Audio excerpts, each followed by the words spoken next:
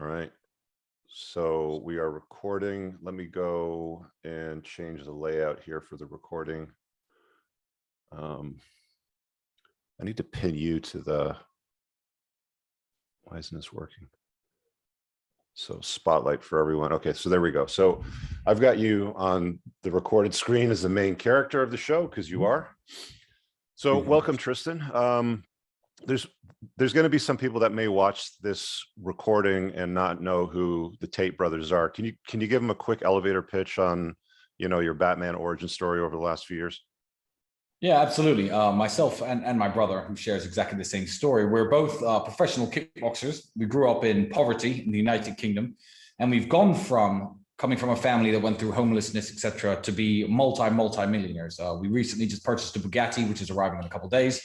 Totally self-made men, and we made our initial millions in the adult entertainment industry. We always had beautiful girlfriends. We utilized the fact that we were good with women. We put these various women on live broadcasts, internet shows way before the invention of OnlyFans, and we were millionaires by our mid-20s.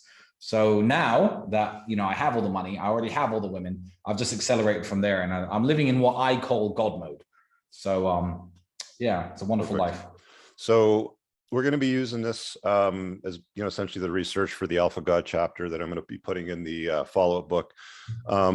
You've probably gone from the conventional beliefs that you had when you were younger, one man, one woman, monogamous, blah blah blah, all that bullshit. And at some point, both of you guys realize that that's not necessarily the way that you want or need to run your lives, and there's better ways that you can do it, that you're open to options. So I guess the first question that I want to ask is, at what point did you guys determine that you didn't just have to spend all of your time with one woman? Like, was there a line in the sand, like when you made your first million, when you made your second million, when you had a certain level of social influence, when you had a blue check mark?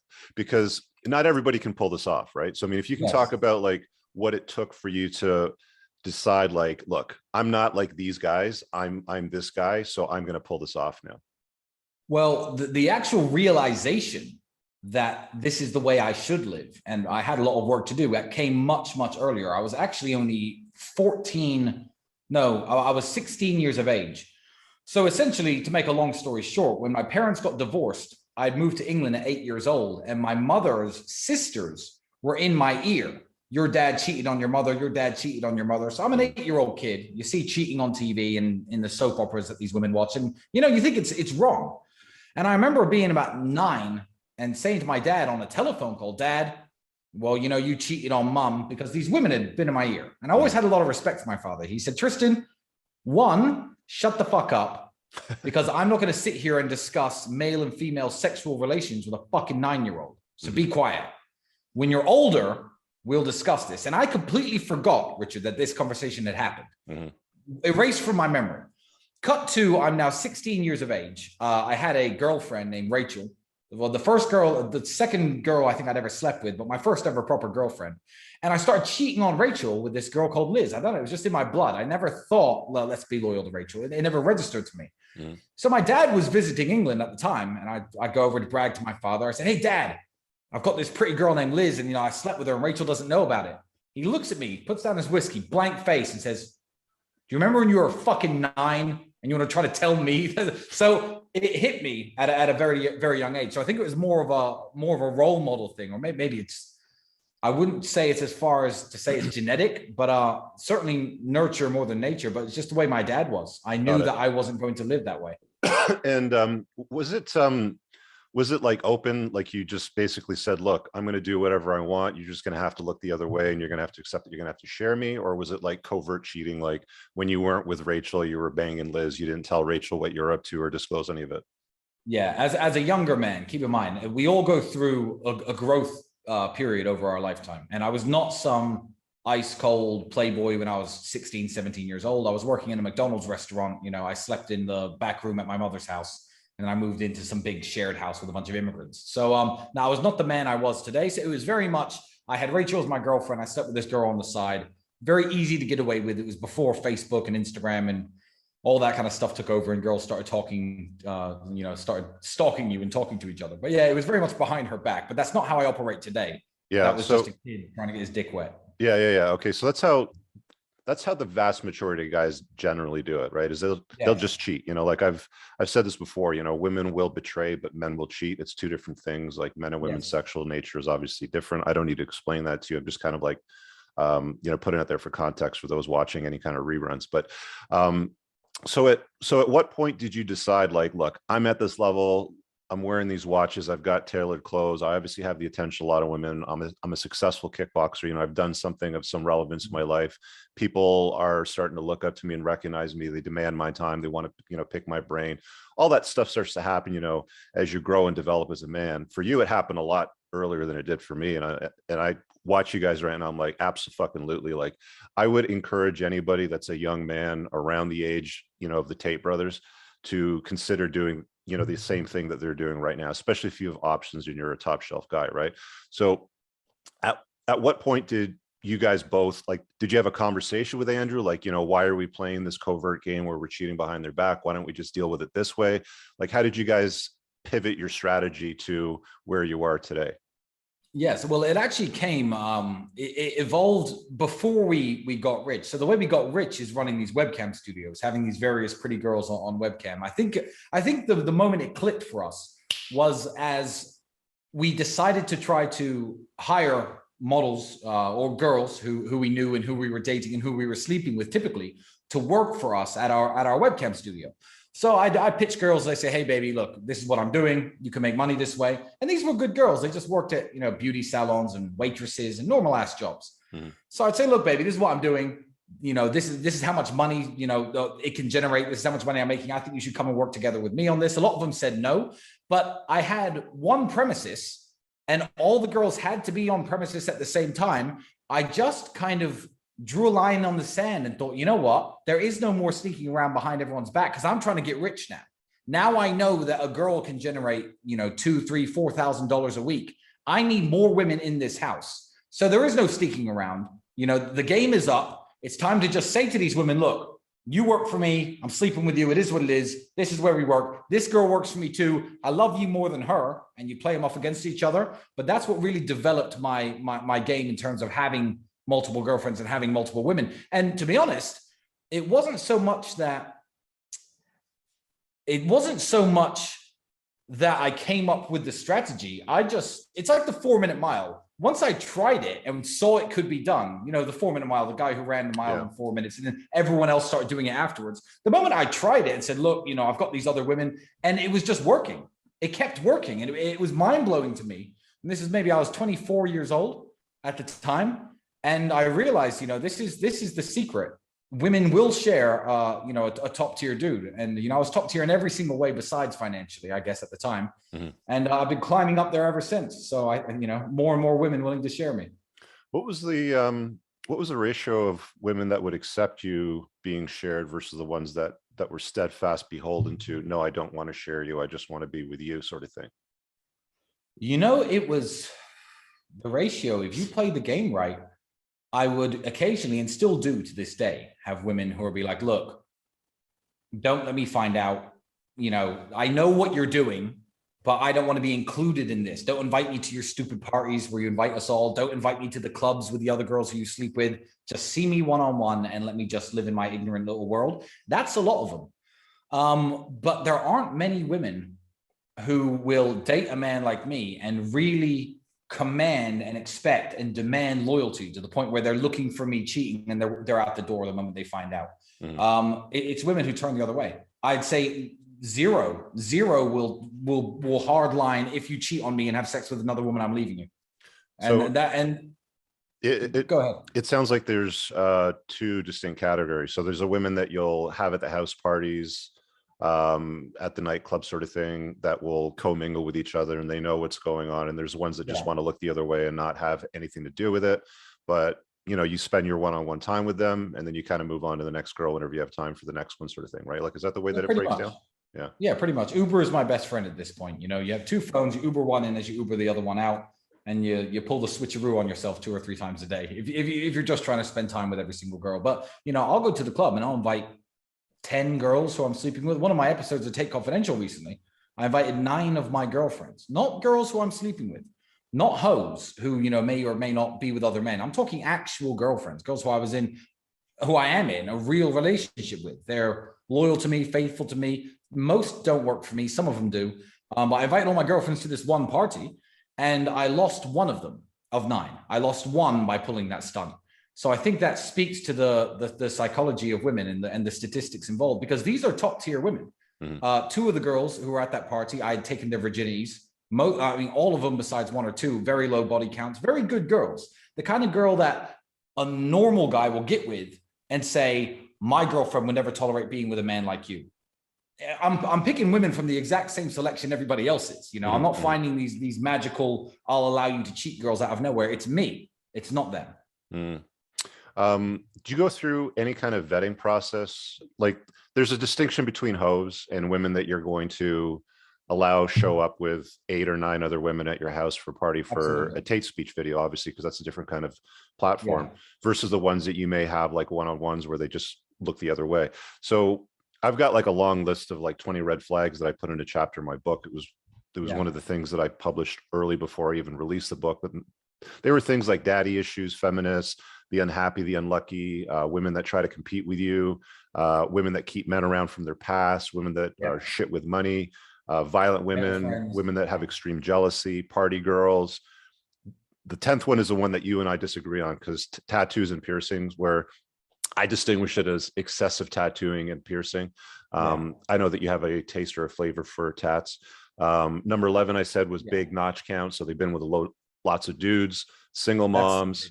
They're on social media constantly seeking validation from other men, of course, for non-payment. Like, I'm not talking about like the OnlyFans girls. Sugar babies, pathological liars, women that have baby rabies, like they want babies right now, they're 39 sort of thing. Women that throw hissy fits, that don't allow you to be in control of birth when you choose to be in control of birth. Drama queens, and the women with addictive personality. So they drink way too much booze, they're into drugs, they have a shopping addiction, shit like that. Do you have any like vetting strategy that you use to try to separate the wheat from the chaff when it comes to dealing with these women? 100%. And most of the things that you named there, almost all of the things you named are things I look for. The biggest thing for me is you have to distinguish the word side chick, main chick, and hoe, or girl who belongs to the streets or doesn't belong to you. You see, a lot of guys have it so wrong. They'll be like, oh, I've got my main chick and I've got these 2 side chicks, but they don't understand what a side chick is. In a true, I mean, I'll call myself one of the certainly the best public figure who talks about being an international playboy, I think out there in the world. I haven't seen anyone who's doing it like me. They don't understand what a side chick is at my level. And a side chick is not just some hoe you're banging. They've got their main chick and they're fucking these 2 or 3 girls. But those 2 or 3 girls who they sleep with, they don't belong to them. Those 2 or 3 girls probably have a sugar daddy also, and some other dude whose dick they go suck on a Friday night when they're busy. To me, a side chick is a completely independent, loyal, loving relationship from her to me. So I have my main chick and I have side chicks too. And my side chicks are completely loyal girlfriends. You know, I know where there are all times. They, you know, write me love letters, quite literally, take pictures of love letters and send them to me on WhatsApp every day. Send me photos, the things I demand of them, they give me. They'll come around my house and cook for me. You know, they do anything for me. And then you have your hoes. So when I meet a girl, I always accept the fact and consider the fact that she's probably just some hoe, because most girls are. And it takes a very long time for them to work their way up my hierarchy. And my main chick actually became my main chick after I lost my previous main chick. So a good example of working your way up the hierarchy is this.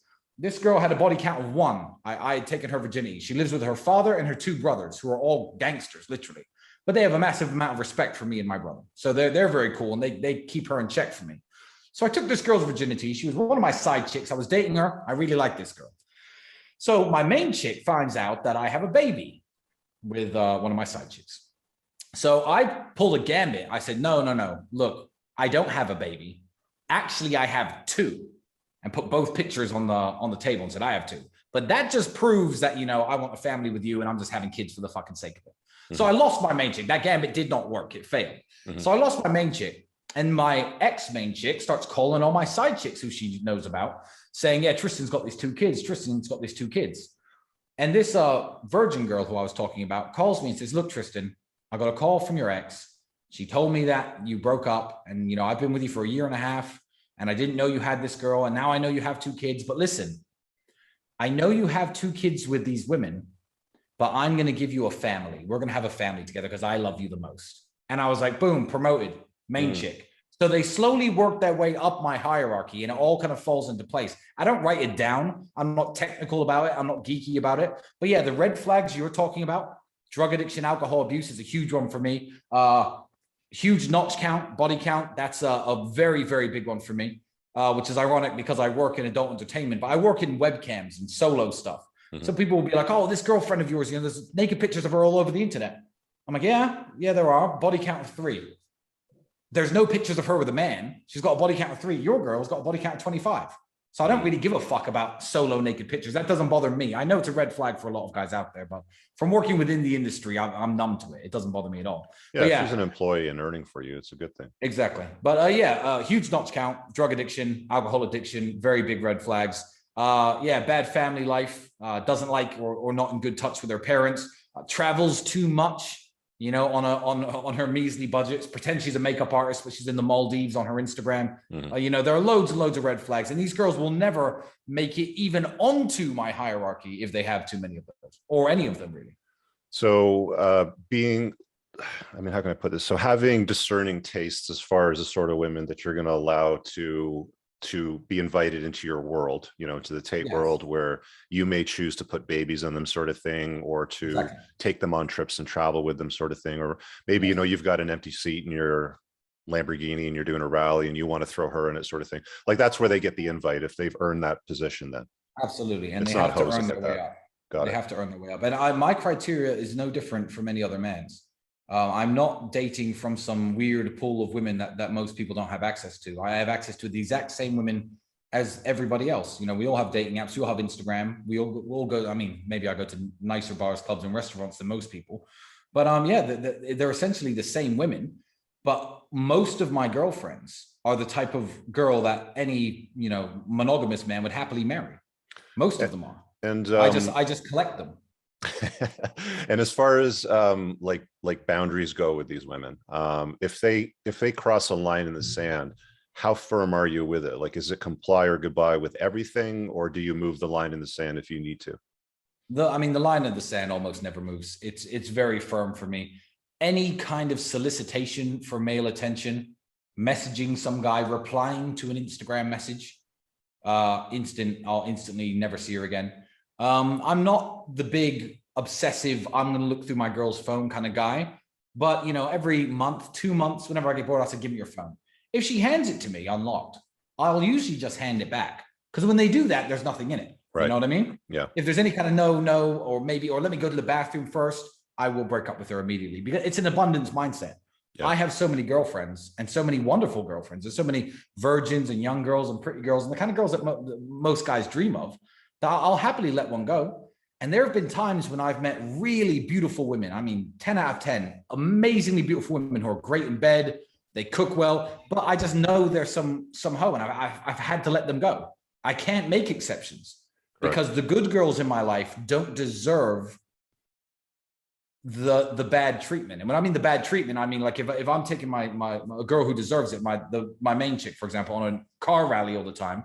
Yeah, this girl's really hot and she's a 10 and I want to fuck her. But I can't take her on the car rally because that's treating the girl who's loyal and respectful to me wrong. That's putting some hoe on the same level as her. So yeah, the line in the sand never moves. Got it. It can't. So I got a question here from one of the guys just quietly watching. He says, with your main girl or girlfriends, do you give them a monthly budget? Do you pay for things for them above and beyond gifts, dinner, etc.? Are they on their own? How do you handle that? So I guess the money question is do you just give them like a monthly allowance and they're on call as they're needed? Like they're taking care of women? I give no woman a monthly budget, and I never have. It's always been against because I made my money from getting women to take money from men. I don't have a girl, oh, you're my girlfriend now, here's your monthly budget, It was my main chick's birthday very, very recently. Sent all sorts of flowers and chocolates and champagne to her house. I'm busy in Dubai. I've got some issues to take care of here. I'll buy them gifts if I want to. The 2 women who I do take care of financially are the mothers of my children. For me, that's the graduation line, you see. I'm not going to take care of a woman financially before she has my child, because to me, that's going to be a sunken investment. Say that I have a girl and she's great. Say I used to financially take care of my ex, which I didn't. She had a job, and I helped in, I helped her out with some, she had some online clothing business. I'll happily coach her and help her out. And lots of my girls who are my side chicks actually work on OnlyFans and stuff. And my agency makes sure that they make money. Some of my girls are making 30, 40,000 a month just by themselves. But I will not pay a girl an allowance, because if I pay for a girl's life for 5 years and she breaks up with me, then it's like, okay, I've just sunk all that money. So once they have my baby, that's the line. Okay, you have my baby now for the next 18 years, you're good. So I do pay those two women because I don't want them at work. It's not even that I mean, you can't really call me a sugar daddy. I'm just being a man providing for my child, which is very normal. But it's not even that I want to give them money. It's that I don't want them to work. I don't want them leaving my child with some fucking babysitter while they go off and, try and better their career. And one of the girls who has my kid was a TV presenter. She would work on shopping channels and present on TV all day. I don't want her doing that. I want her at home with the baby. So that's why I pay her. Got it. And how do you decide when she's worthy of that status where she's going to be taken care of when she has a kid? I mean, do you intentionally knock them up after you've chosen them, or is it just you just dumping your load everywhere and like whatever happens happens? No. I'm not on rapid fire. I mean, I'm very selective about this, and I think you have to be in life.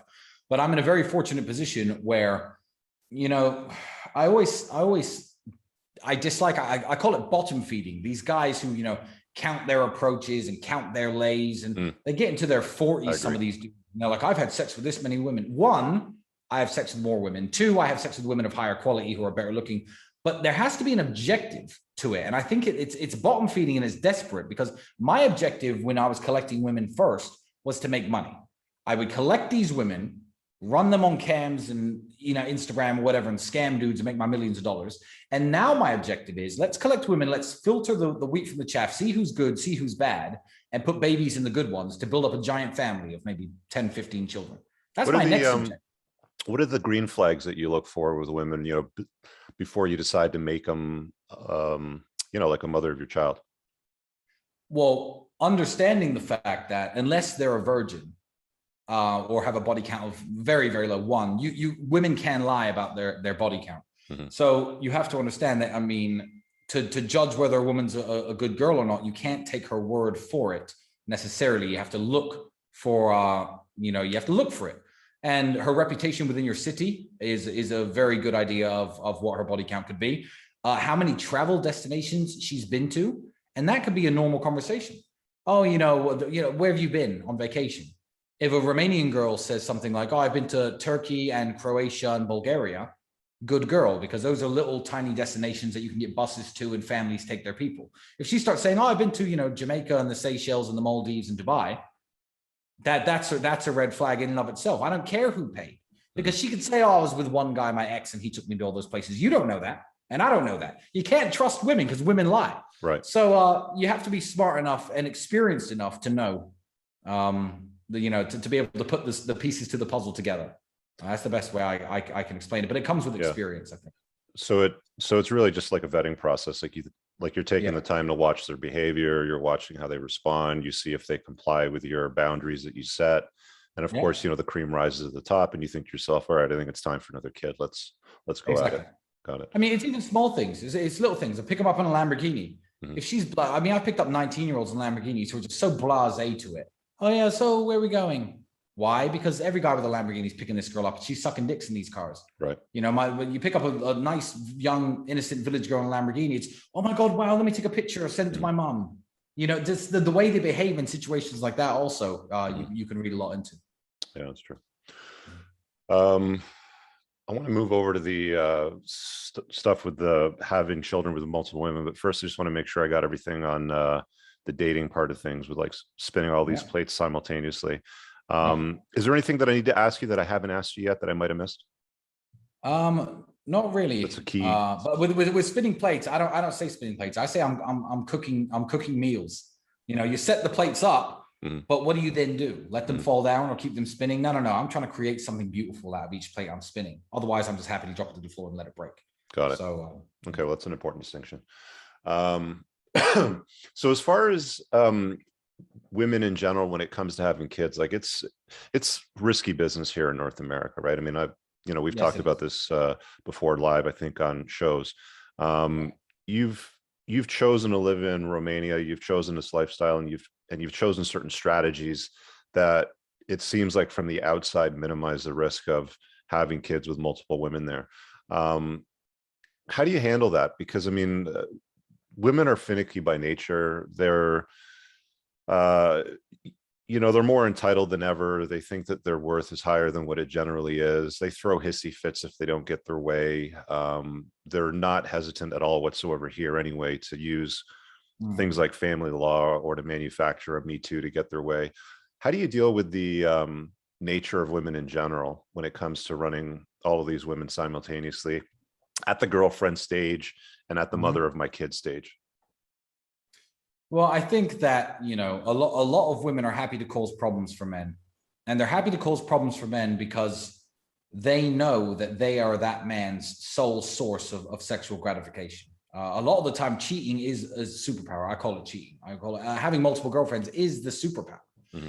You have to understand that, even at the girlfriend level, if you have one girlfriend and that's all you've got, if she wants to engage in an argument that's going to take all night, you're going to argue all night. If she wants to argue for a week, you're going to argue for a week. If one of my girls wants to argue with me, I'll send a message saying, write me back when you're in a better mood, and I'll go to another one of my girlfriend's houses. And she knows what I'm doing. That makes women fall into line much faster than you would think. So the whole, women threatening you and, the whole Me Too thing, I think it's just about, portraying yourself as a man who's not to be fucked with. Mm-hmm. I think that by the time a girl calls in the Me Too, rolls in the big guns on you, she's fucked with you so many hundreds of times and you've taken it. She's learned that there's no consequences to doing whatever she likes to you. So you know what? All right, let's call the police and make up some allegations about Tristan. But that's because when she tried to argue with me, I cried and capitulated. That's why when she tried to leave me, I begged for her back. That's why she thinks she can do this to me. You leave me, that's cool. Bye. I'm not messaging you. You upset me or fuck around with me or don't give me your phone when I say bye. And that is it. Unless she's crying and begging, I won't take her back. So I think that all these guys are like, oh, I'm scared of women doing this to me and that to me. They're taking too much shit as it is, because that's the last resort for women. If you really are true to yourself as a man and you hold yourself to the same standards I hold myself to, that girl who Me Too's you would have been gone a year before she ever had the idea to roll in the big guns, because the small shots she was firing would have made you walk away from her.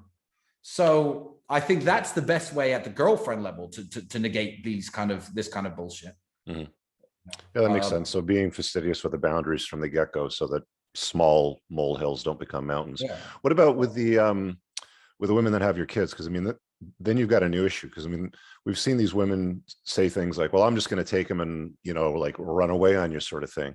I've heard Andrew say that I'll just burn the whole fucking thing down to the ground and give you half the ashes. And, you can go fuck yourself, basically. Is that the same strategy, or is there more to it than just that? Look, and this isn't luck. This is very deliberate. So I'm not going to say it's luck, but you can choose to live in a country where child support is not based on a percentage garnishment of your income. Mm-hmm. You can choose to do that. Correct. And if you live in the United States, child support is a percentage of your income. They know you make X, therefore, because you have a kid, they deserve a certain standard of living. A lot of countries in the world are not like that. A lot of countries in the world are, this is how much it costs to feed and clothe a baby. A man has to provide that. That's a lot of the world. This is not just, the Western world, not so much, but there are many places in the world like this. And the country that I live in is one of them. If I lived in the United States, I would probably have maybe 2 women. I'd do some IVF treatments to put twins in them 2 or 3 times and cap myself at about 4 to 6 kids. They can't fuck with me that much. And like Andrew says, if I was in the United States, I'm that guy. I'll go to the casino and gamble all my money away before I fucking hand it over to some woman who's going to be living in a house I paid for, sucking some other man's dick. No way. And my women know that. And again, it takes me back to what I just said. The first time a woman fucks with you isn't going to be the Me Too. And the first time she fucks with you isn't going to be the I'm going to take all his shit. If you've never taken shit, but she shit tested you for 2 or 3 years and you finally have the kid, she knows Tristan Tate doesn't take shit. And I had to, and this is actually good. I wouldn't, I guess, admit this on a live, but I had to downgrade one of the mothers of my kids from the house she was living in. I needed her to understand that you do not fuck with me. And she was living in a 4-bedroom rented house, and I was paying the rent and all the bills. I pay everything. I said, okay, you know what? You want to fuck with me in that way? That's cool. You have 30 days to get out of that house. Here's your new apartment, 2 bedrooms.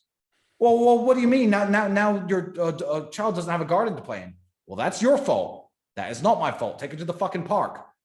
I don't take shit. So it's never going to get to that level where they think, oh, well, let me call the US embassy. And because he's a citizen, maybe I can, because they know the consequence. It's not going to turn out good for them or me or anybody.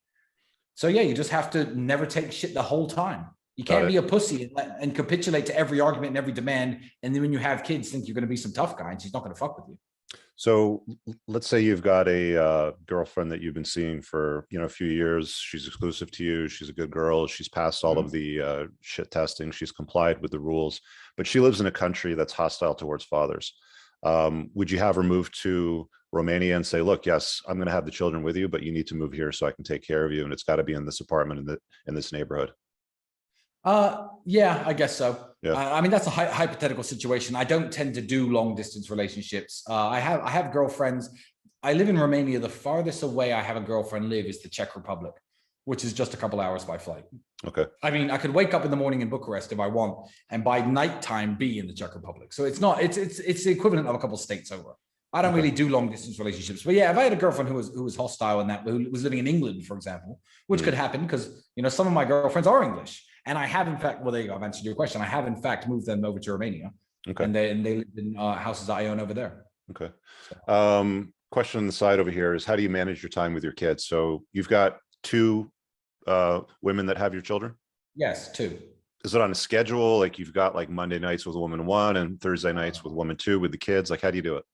No, I have every night with any woman I want.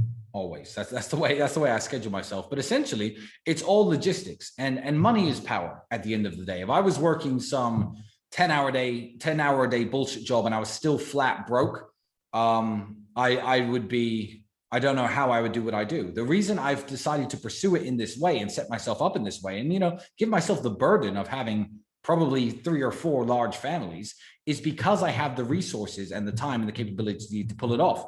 So from where my house is and where my main office is, my children live here and here.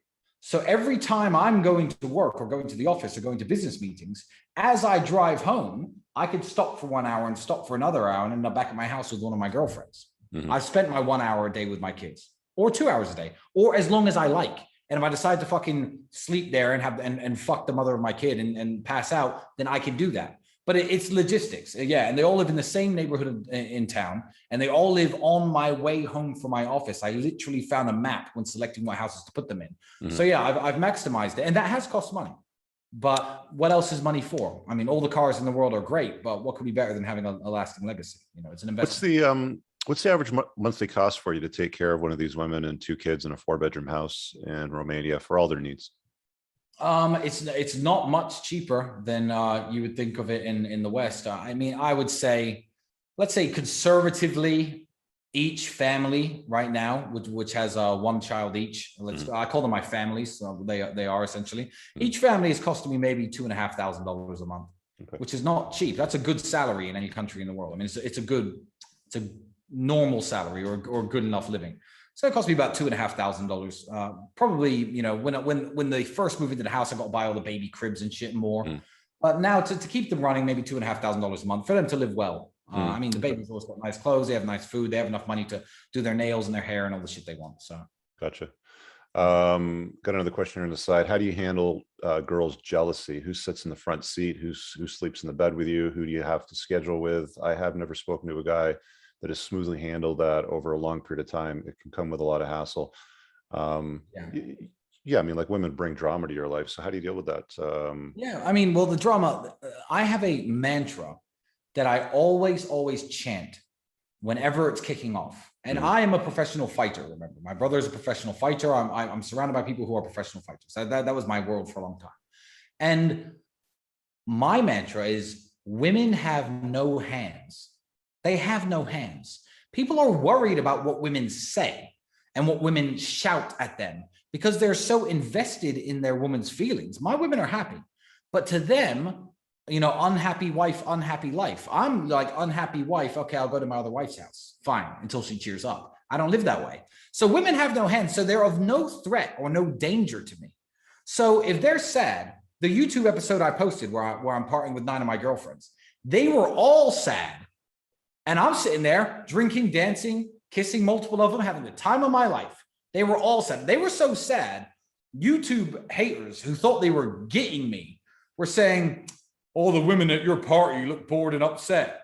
That was the point of the party, to invite all my girlfriends to one house and not give a fuck because they haven't got any hands. What the fuck do you care if your girl's screaming at you or is jealous or is tell her to shut the fuck up or you'll go somewhere else. And that's it. That's the line in the sand. Why? I don't understand why it's an issue.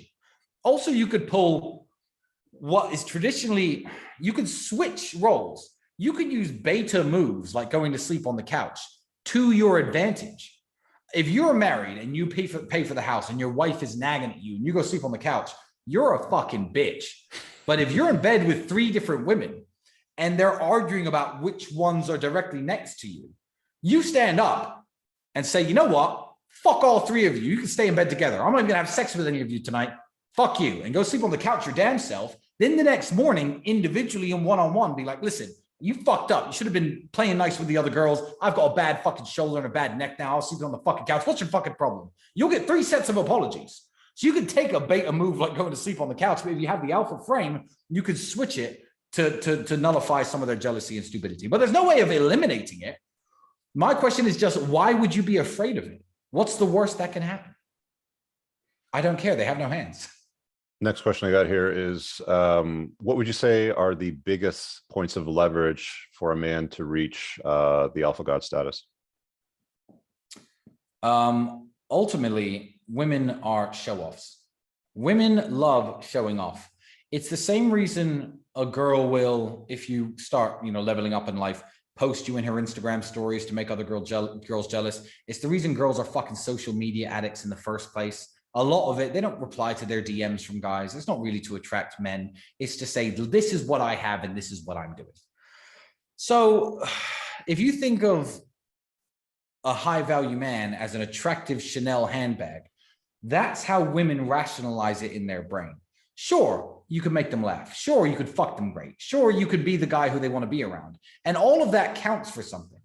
But in terms of being the alpha god, it's being that status symbol for women.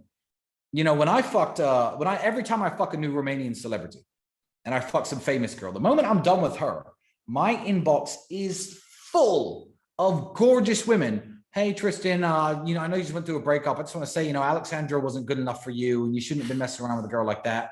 Why? Because they want to fuck me because that's Alexandra Stan's ex-boyfriend. Women see men this way. And if you don't see yourself this way, if you're not looking at other rooms of men and thinking, you know what? Yeah, I'm bigger, I'm stronger, I'm richer, I'm sharper, my car's cooler, you know, and I'm better than these men in some way, then probably you're not better than any of them. But leveling up on every single in every single aspect is how you do it. And that's the way women will look at you. You are a status symbol. You're the bag on their arm. And women are that stupid that they'll liken it to that. They want to make other women jealous. That's the key. True. Yeah. How important is it that they know that they're replaceable, that you point to the door every once in a while if they're misbehaving, that you maybe occasionally have to call them a cunt or something like that to put them in their place? How normalized is that for you when it comes to dealing with these women? It's the most important thing in the world, because if you do it once, you never have to do it again. You know, people who get pushed around all the time, it's like with a bully at school. You know, this is the way women are. If a bully at school is pushing you around all the time and you're taking it like a little bitch all the time and crying and maybe telling the teachers or maybe throwing a hissy fit, he's going to keep coming after you. But if a bully fucks with you once, like tries to steal your lunch money and you fucking break his jaw, they stop fucking with you. They want to be your friend. And I'm telling you, the best way to make women your ally and to make women love you and care about you and not treat you like a little bitch is never to capitulate in the first place. I don't apologize when I get caught cheating. I don't ever say that I'm in the wrong. I tell her to stop digging into my life. I said, look, baby, don't look into who I follow on Instagram. There's no good news for you there. Why don't you spend time fucking writing me letters instead? Why don't you come and see me and actually spend some fucking time with me instead of sitting at home on Instagram like a loser? Like, don't ever take shit in the first place. It's the most important thing in the world, because if you set the standards right, I'm not constantly arguing with my women, my main girls, and kicking them out and throwing them out and having fights with them. I'm not. I'm really not, because they all know it doesn't end well. So yeah, most important thing in the world, but do it once properly and you'll never have to do it again. Just trying to think. One of my, sorry, just to say, go ahead. Yeah. One of my girlfriends is here right now. And I guarantee she can hear some of what I'm saying. And after this, I'm going to walk out there and she's not going to say, what were you saying to that guy, Rich Cooper, on the podcast? Because she knows that even though we're in Dubai and I brought her here to look after me because I've recently just had an operation on my shoulder, I'll kick her the fuck out. I'll send her in a taxi away to the airport and book her a ticket and make her wait there for 24 hours. She knows I will. So I can talk freely to you right here with one of my side chicks, no more than 4 meters away, 5 meters away. She knows not to fuck with me because she's tried it before when we first got together and it doesn't work out. How far up on the scale? Like if we said, I don't know if a 1 to 10 is probably the best way to measure it, but let's just say on a scale of 1 to 10, with 10 being the absolute best version of yourself, like you've maxed out on your looks, on the amount of money that you can generate, on your status, on the level of captivation that you have, meaning like how interesting you are, the kind of life that you live. I mean, not just anybody can pull off the alpha god mode sort of thing where they can just, do as you're like. A woman's not going to respect a guy that's broke as fuck, living in his mom's basement, not making a lot of money, that isn't that interesting, that has 7 followers on Instagram, that tries to set a boundary like you're describing. So where on the scale can you actually like look in your rearview mirror and say, okay, now I've come this far, I'm this valuable, I drive this car, I have this kind of money, I'm part of Tristan's network and group and war room, sort of thing, like whatever that happens to be, like those metrics. Where do you think that generally typically needs to land for guys before they can start leaning into the alpha god sort of lifestyle? I think it's all down to the environment that you live in. I mean, if you live in fucking Los Angeles or Miami or something, it's very different. It's all relative to where you are. I mean, if you're a small town guy and you're living in I don't know, somewhere in Connecticut, I don't know the United States all that well, and you live in a small town, you got some pretty cowgirls, in your city who are all looking good. All it is, get into better shape, get the supervisor job at the local steel mill. Don't be one of the grunts. Drive a better truck than them. Have a nicer cowboy hat. It's all about where you are, if you know what I mean. It's not necessarily, if you want to play the online game, the Instagram game, that I'm going to hit up these blue checkmark 1 or 2 or 3 or 4 million follower women, then you fucking really need to be about it. Then you need to have everything. But again, besides my height, and I'm 6'4", I'm a tall guy, nothing else you say about me can really be put down to luck. I mean, I could be skinny and weak as fuck or fat as fuck, and my good looks go away if you get fat. Right now I'm out of shape. I see all my stats, network, money, fitness, intelligence. I see them as constantly falling. And I don't think I've even reached my peak yet, because I haven't yet had the time to just be pushing all my stats up and not working on something else. So I don't know exactly where you have to be. Online game, you have to be at least near my level, at least millionaire status, at least 1 supercar, at least 20, 30,000 followers. You need to be at that level to play the online game. But depending on where you are, I mean, you could be a big fish in a small pond. I think it's just being more manly than the other men that you're around, being more attractive, being more appealing to the women who you're trying to attract. Being the and best I don't know what the answer is. Yeah, I don't know what the answer is. You might be from Beijing, China. I don't know what the culture is there. I'm going to start to wrap up soon, guys. So if you have any other questions that you think I might have missed, make sure you throw them in the chat. The other thing I want to ask you is, I've seen a lot of guys try to live this lifestyle and they'll hold out to the public. I've seen it over the years. a lot of these Yeah. dudes, like especially on Twitter and other places where they'll talk about, oh, I'm living with 7 women in my property and it's in some random fucking outback building. I think you know who I'm about to talk about. But then they get Yeah. Me Too'd by one of the women and they get fucked Yeah. over by the law. Or Yeah. there's other versions of guys that are like, oh, I am the alpha male, 7.7 version sort of thing like that. Yeah. And I have all these women that I can be with, but I let my girls be with whoever they want, which to me is just being cucked. Like you're a bitch if you It do is. that. It is. That's So gay. where do you see most of these guys generally go wrong, where they try to run this sort of, like harem game? I don't think it's that they necessarily go wrong. I think they're doing, look, I didn't end up in, I didn't, and I'd like, I mean, Rollo's a friend of mine, but I didn't read the Rational Mail and start subscribing to Red Pill Twitter and then start building up myself within Red Pill Twitter. I just had Twitter for 6 years before I even knew what this space was on the internet. And who I was and who I showed the world I was, it kind of fish hooked me and dragged me into this. So I think the people who are really doing it, if there's anyone out there living the lifestyle like me, most of them aren't on fucking Twitter or YouTube, and you're not going to find them. So I think almost everybody, I mean, lots of guys know a lot. And Rollo, for example, I know I hung out with him recently in Miami. That guy's smart as fuck. He knows a lot, and his information is super useful to so many men. I know men who say like his books literally saved my life. But anyone who's out there saying I'm the best playboy in the world, I'm getting all these women and I'm having sex with all these women, and I know that they're not, because you can't fake. You always say real recognizes real.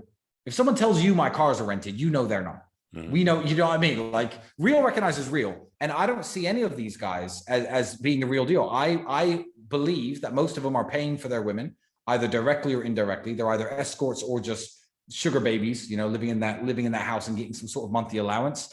I think it's fake. I don't even necessarily think they're living it and they're living it wrong. I think it's actually fake. What they're trying to tell the world isn't happening. That's what I think. I think it's more bullshit than you think it is. I just don't believe it. And I just don't believe it. You think it's bullshit because you think they're running the game all wrong while trying to be me. I think they're not even trying to be me. They're just hiring a bunch of hookers and taking pictures and making up stories. I think it's just pure fiction. I read a blog, and you know what? You'll probably know who I'm talking about. But he used to run some blog about how he gets laid and picks up women and blah, blah, blah. So I decided to read a few passages from this guy's blog. And he was like, I was in Amsterdam, red flag. I mean, fucking Amsterdam. What's that famous for?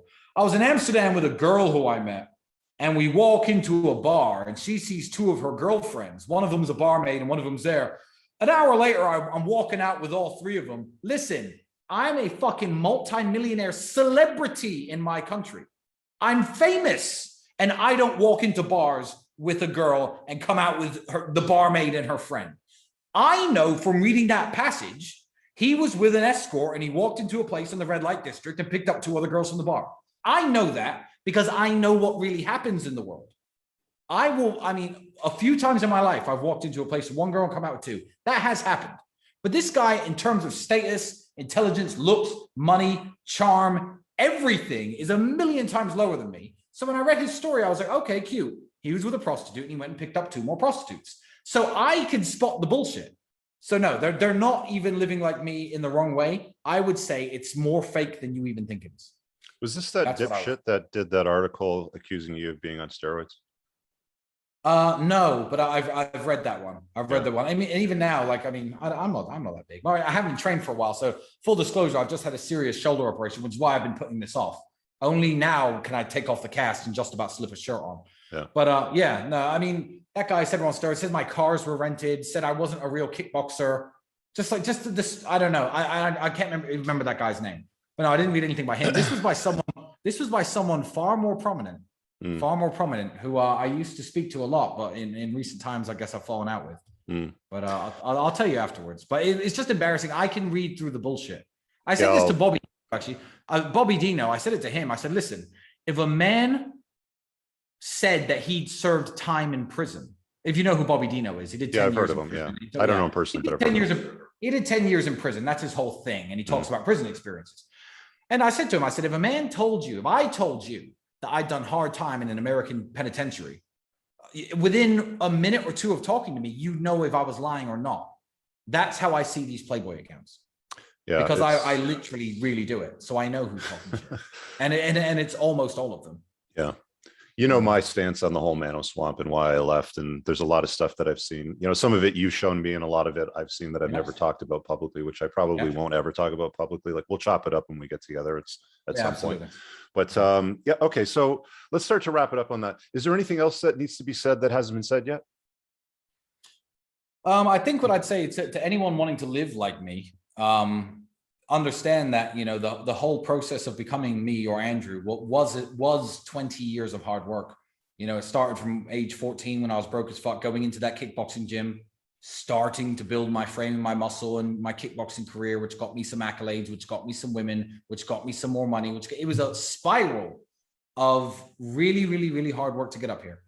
And, you know, if you're 17, 18, 19, yeah, you should be, you know, following me, listening to the things I say. But the first thing I'm going to tell you is you're not going to be a millionaire for 10 more years. Get to the fucking gym and do some hard work. Do you know what I mean? Like it took a lot of hard work. You don't just fall into this position. And if you are lucky enough to be born rich as fuck and tall and built because you've got all the genetics and stuff, you're probably just going to get simped. You're probably just going to simp and get pimped on by these women because you don't know how to be poor and how to be rich. And, you know, you're probably just going to end up in some unfair value exchange where you're some sugar daddy. It was a very unique combination, the perfect storm of events that created Andrew and Tristan Tate. This isn't some lucky guy sitting up here being, oh, well, just be fit and rich and whatever. Like it's going to take you a decade. Yeah, I was going to say, like every overnight success has got years, even decades, you know, behind it. And it doesn't sound like you guys are doing this to chase girls. You're doing this to chase excellence. It's just girls were the byproduct of that. Oh, the girls are a byproduct. So, you know, it is as easy as just get smart and fit and rich, but that's a decade. That's a decade of hard work, you know, so do it or don't, but that's what it is. All right, Tristan, thank you. I'm just going to hit stop recording.